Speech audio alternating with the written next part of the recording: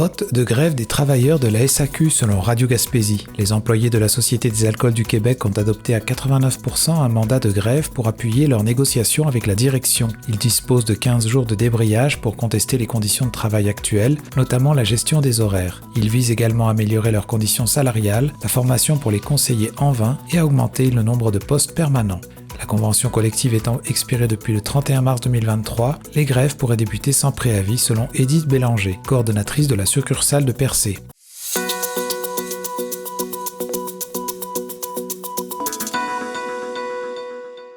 Mesure d'urgence, Ottawa paye des génératrices à Percé et Carleton-sur-Mer selon ma Gaspésie. Percé et Carleton-sur-Mer ont reçu des fonds d'Ottawa pour des équipements d'urgence. Percé achètera 2 génératrices, des couvertures, Litcan, un téléphone satellite et des radios pour une facture totale de 368 395 $. Carleton-sur-Mer prévoit aussi l'acquisition de génératrices pour un coût total de 278 700 $. Ces investissements facilités par les fonds post-ouragan Fiona amélioreront la préparation aux situations d'urgence, incluant les coupures de courant et autres sinistres météorologiques. Gaspé a également annoncé un investissement de 500 000 $ pour des génératrices et équipements connexes.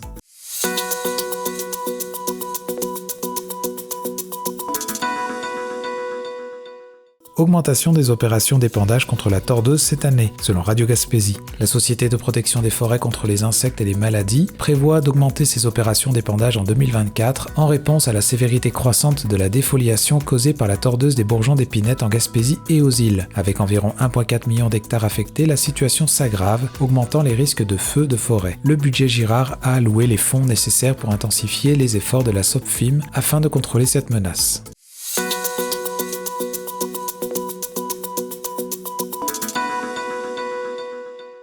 Forte croissance de matières résiduelles dans Rocher-Percé et la ville de Gaspé selon ma Gaspésie. La Régie intermunicipale de traitement des matières résiduelles de la Gaspésie constate une amélioration dans la gestion des déchets, mais une augmentation du tonnage de matières résiduelles en 2023. Malgré une meilleure adoption du compostage et une réduction de l'enfouissement, l'augmentation des déchets soulève des inquiétudes. La sensibilisation à la réduction des déchets, notamment ceux générés par le commerce en ligne et la restauration rapide, sera un axe majeur du travail en 2024.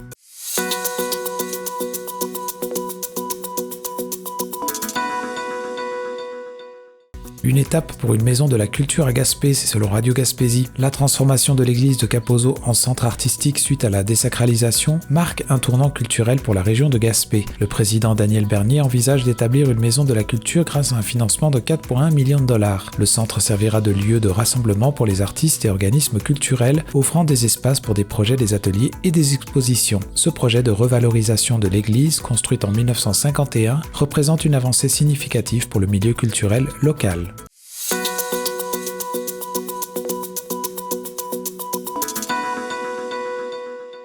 Suspension du processus de révision de la carte électorale selon Radio Gaspésie. Le gouvernement du Québec prévoit de déposer un projet de loi pour suspendre la révision de la carte électorale. Cette décision fait suite à la proposition controversée de fusionner une partie du comté de Gaspé avec celui de Bonaventure et d'exclure la MRC de la Haute-Gaspésie. Cette proposition avait soulevé des inquiétudes quant à la représentation politique de la Gaspésie. Les consultations publiques en Gaspésie ont clairement rejeté cette idée, conduisant à un consensus parmi tous les partis pour la suspension du processus. Stéphane Sainte-Croix, député de Gaspé, considère cela comme une victoire pour la démocratie régionale et propose des révisions des critères de confection des cartes électorales.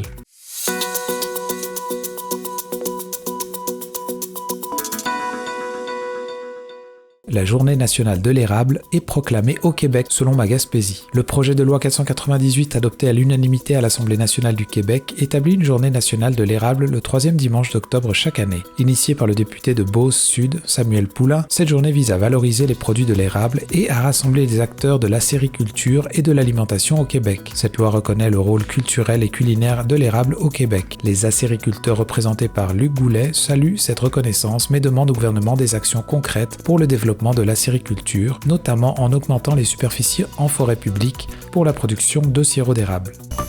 Vous écoutez votre reflet d'ici. Revoyez tous nos reportages sur notre site Internet.